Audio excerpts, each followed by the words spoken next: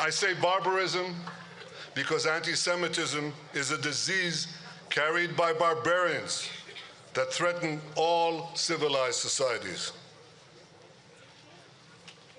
After the Holocaust, it was often said that few, if any, foresaw its horrors. This is patently not true.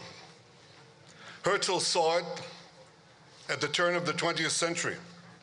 He wrote more than 30 times about the impending destruction of European Jewry. He wrote, and I quote, "The stone is rolling down the mountain slope to the bottom, the absolute bottom. Will there be devastation? Will there be confiscation? Will they expel us? Will they murder us? I anticipate all these things and more." Jabotinsky, a student of Herzl, saw this clearly. In 1938, he stood in Warsaw and issued a final desperate call to his fellow Jews. He said, "You are blind, you do not see, but those who do see, save yourselves, leave now." Another person who saw it was my father, the late Professor Benjamin Netanyahu. He issued his own prescient warning 5 years earlier, in 1933, with the rise of Hitler. He was 23 years old, and he wrote what appears, in hindsight, to be an astonishing prophecy. I quote, "Racial anti-Semitism is inciting a global war against the existence of the Jews as a race that poisons human society. If racial anti-Semitism spreads, it will not only endanger Jewish rights, but the existence of Jewish people everywhere. In the face of the Holocaust facing the Jewish people, the Holocaust," my father wrote, "our role is to repeatedly remind the entire world what Germany is inculcating to its own sons. We can only crush racial anti-Semitism if we prove that German racism is not directed at Jews alone. We must convince others that Hitler's attacks on the Jews of Germany is an attack on human society as a whole." End quote. Perhaps the history of the 20th century and the fate of multitudes, including 6 million Jews, would have been different if more had paid heed to such warnings at the time. Today we issue a similar warning. The fate of free societies is tied to their willingness to fight the scourge of anti-Semitism. For anti-Semitism legitimizes and unleashes wanton violence against a part of human society just because of the identity of its members. Not because of anything they do, but because of who they are. And once this principle is practiced on one group, it has no limits. 80 years ago, this deadly virus destroyed a third of the Jewish people. Its virulent mutations under the Nazis claimed the lives of millions more until it was stamped out by unrelenting Allied military force. Now this hatred has reemerged. It has reemerged through its radical Islamist carriers in Yemen, Iran, Lebanon, Gaza, and elsewhere.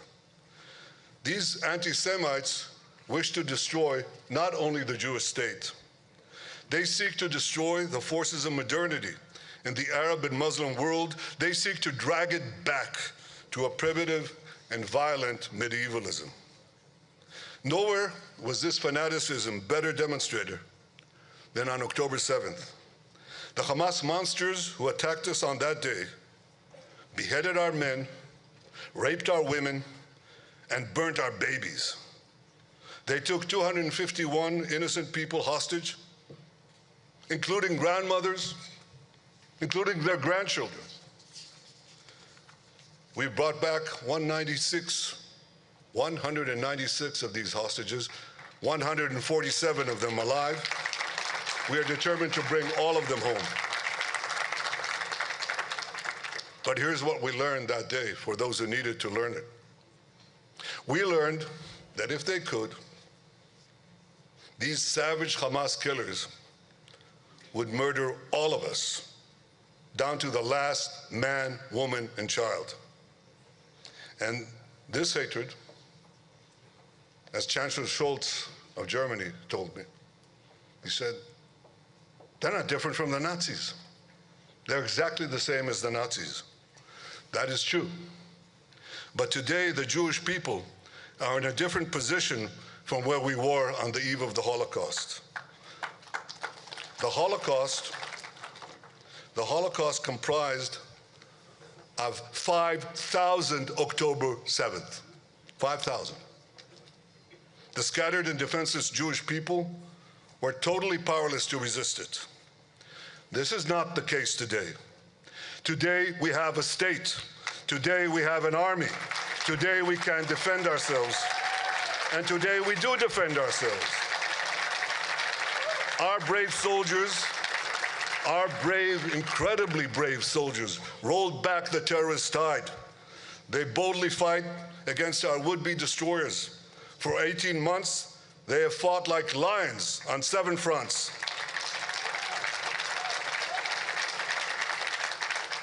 On October 7th, we were surprised. We had a terrible, terrible massacre.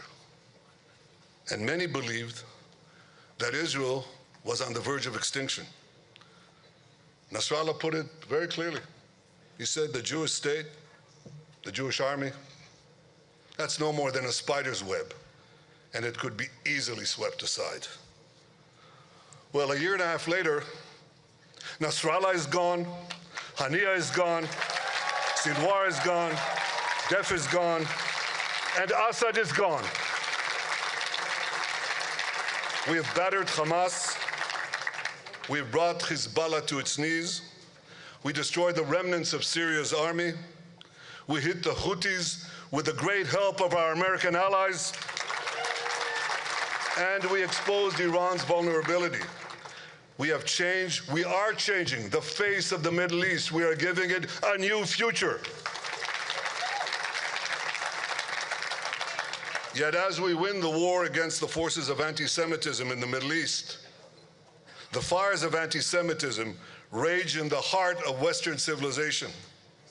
They rage in Europe's capitals, in the Western press, in social media. They rage in America's elite universities.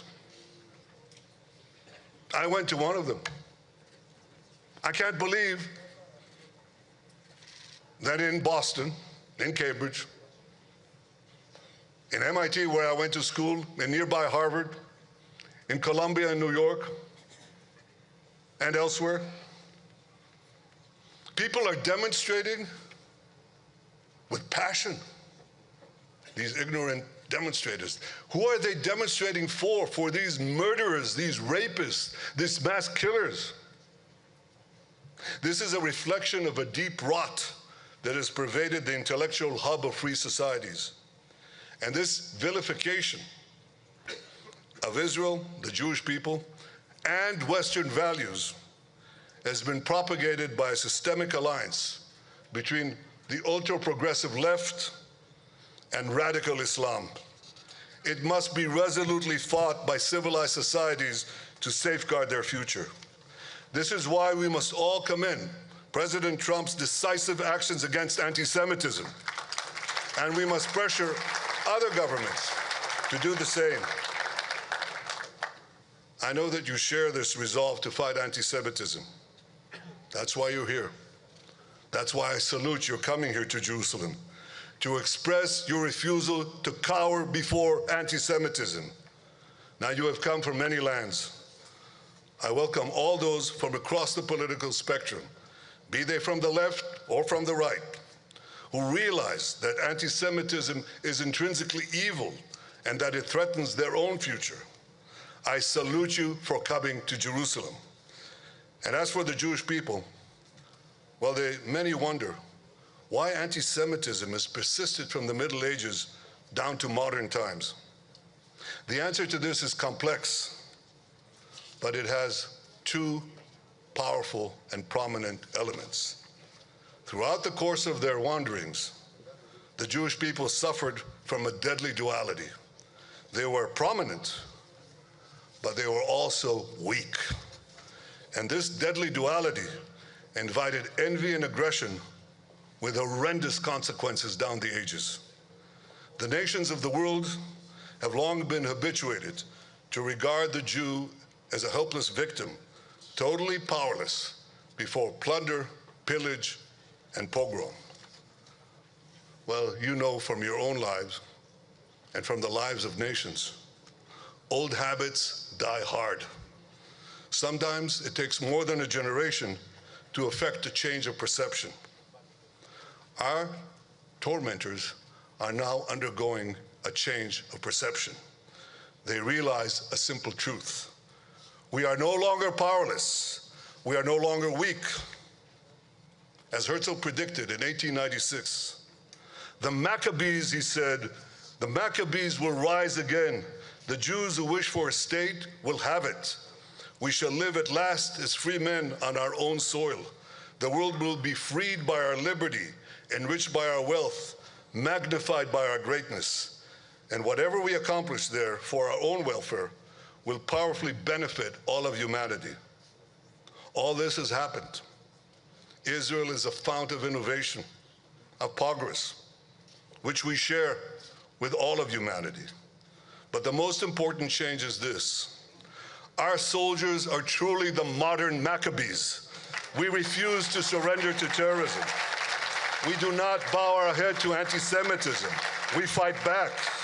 We do so on the battlefields of the Middle East, and with your help, we will fight anti-Semitism on the intellectual and political battlefields of the world. There is only one basic requirement for winning this war. I was recently in Washington, where I met President Trump, but I took time to meet 50 Jewish students, the leaders of tomorrow. They told me how they were being harassed on campus, violently harassed. One student told me that he was facing the dean of the university, who invited one of the Hamas killers to give a lecture in an elite American university. And I said, well, what are you doing about it? He said, I'm suing him. I said, good for you. This is exactly what you should be doing. Do not apologize. Do not bow your head. Stand strong. Stand together. And I say this to all of you. Thank you for your clarity. Thank you for your courage. God bless you all. God bless the Jewish people. And God bless the many friends of Israel here and around the world. Thank you.